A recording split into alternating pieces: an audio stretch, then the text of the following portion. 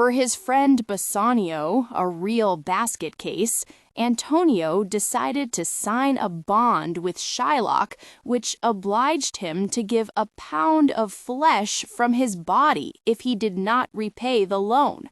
Really? This scene touched me every time. I wouldn't mind losing a few pounds, but this was going a little too far. Shylock doesn't mess around, Antonio. This man hates you, even though he has good reasons for it, and you are too arrogant to see through his schemes. The Merchant of Venice by William Shakespeare. It was the piece I had chosen for the English assignment Mr. Harrison had asked us to turn in before the end of the semester. It was Saturday and I had nowhere to go, so I decided to finally start working on it instead of procrastinating until a week before the deadline. I was looking through a summary of the play on my laptop to get the plot straight in my head, rolling my eyes at the stupidity of the characters. I already knew this play well because in my previous high school, our teacher wanted us to read it during the summer. Being a literature enthusiast, I was one of the nerds who actually did it. Shakespeare's work provided plenty of themes to work with: anti-Semitism against Shylock, power and wealth in society, the culture of masters and servants, and obviously a bit of feminism with the heroine, Portia. That was enough for the 5,000 words Mr. Harrison wanted. My phone, sitting next to my laptop, rang. I saw Addison's name before I answered. "Hi."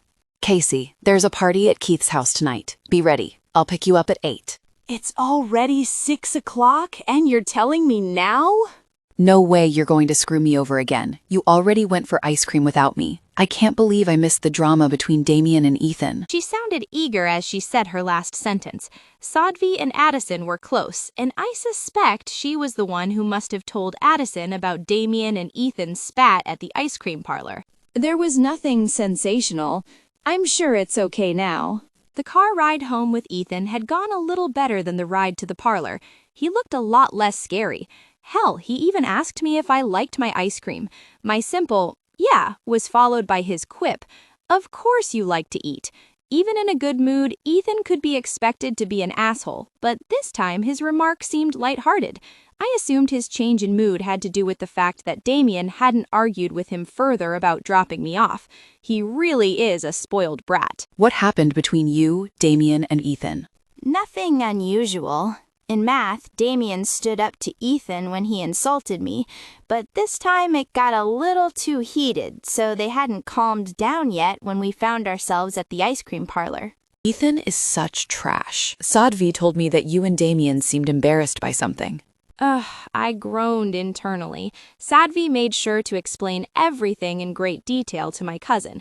Addison was the type of person who listened to every little rumor but never started one. I trusted her, so I closed my laptop and laid down on the bed before recounting the whole incident from math class. Interesting. Very interesting. 2 young men fighting to woo our fair lady. Don't make me regret telling you. Sorry, but I have to admit, Damien defending you against his best friend, Ethan deserved it. He's still after you. Maybe that will make him think. We can always hope. You should try hitting Ethan. It'll probably work. I have to go. Be ready for 8 o'clock and dress nicely. Who knows if Damien really has a crush on you? Addison! I put my phone down and sighed. I looked at my laptop staring me from across the bed. The essay would have to wait another day. After rummaging through my wardrobe for at least half an hour, I finally found a dress for the party. I had tons of casual clothes, but my closet lacked outfits for other occasions. It wasn't like I needed them back in Remington. I spent the rest of the time showering, putting on makeup, curling my hair, and finally putting on the dress. I looked in the mirror to see the final result. My makeup was light, but the lipstick was a bright, matte pink that stood out nicely. My black hair was curled just below my shoulders.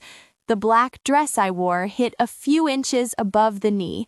It had short sleeves and hugged my chest before flaring into a flowing skirt. I was conscious of my rounded thighs and the arms it showed, but otherwise it looked good on me. The silver pumps my mother bought on sale last year went really well with it. I grabbed my clutch and headed downstairs to wait for Addison. After putting in so much effort, I was pumped up for the party.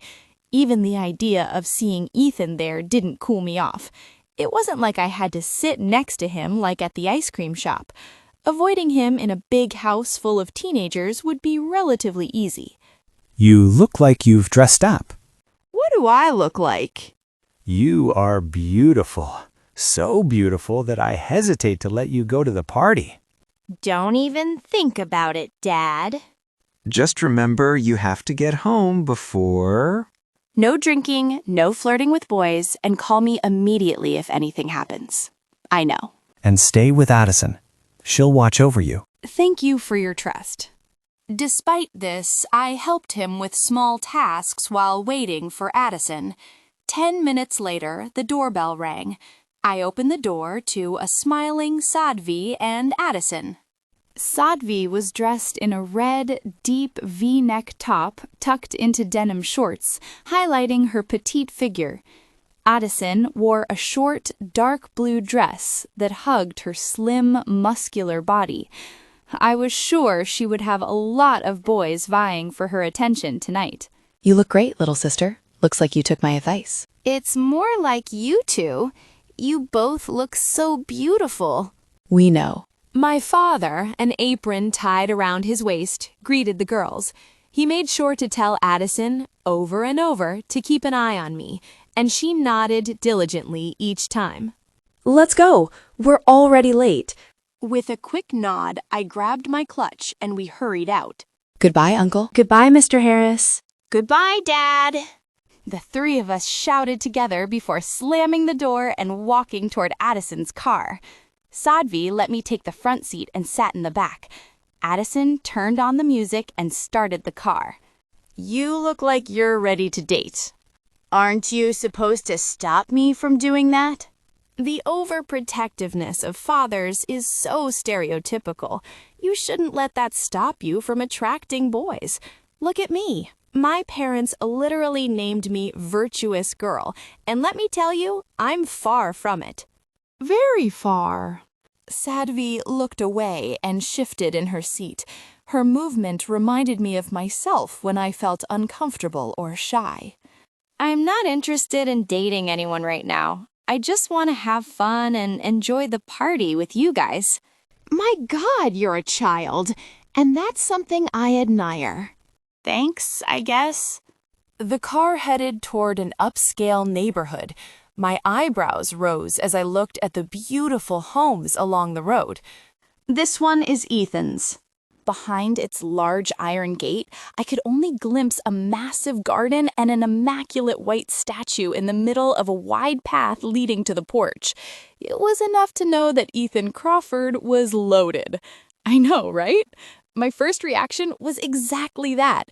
I closed my mouth when I realized it was wide open. What do his parents do? His father runs the business that was passed down to him. It's something related to manufacturing parts for machines. Ethan's mother is a neurologist.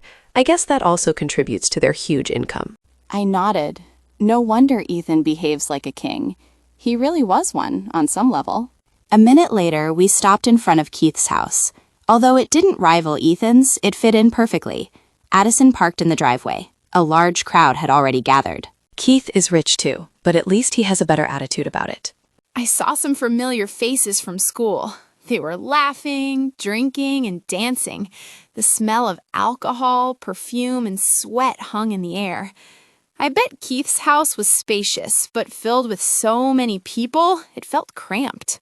I'm going to get drunk this time. Last time I had to drive your drunk ass home after only half a glass of alcohol. It's my turn to catch up. If you lose your cool, I'm leaving you here. I smiled at their banter, but I froze when I turned my head and saw Ethan on the couch. A girl was sitting far too close to him. He took a sip from a plastic cup, nodding to whatever she was whispering in his ear. My eyes unconsciously traveled over him. He was wearing a navy blue shirt with the top 3 buttons undone and black jeans. Everything was casual, but clearly expensive, which made him look divinely handsome. When the girl touched his shoulder, he gave her a charming smile. I frowned. His devilish side was reserved for me, while the pretty girls were entitled to his boyish charms. asshole. I shook my head and decided to disappear from his sight. I was happy and in no mood for his crude comments, but before I could take a single step, his eyes found me.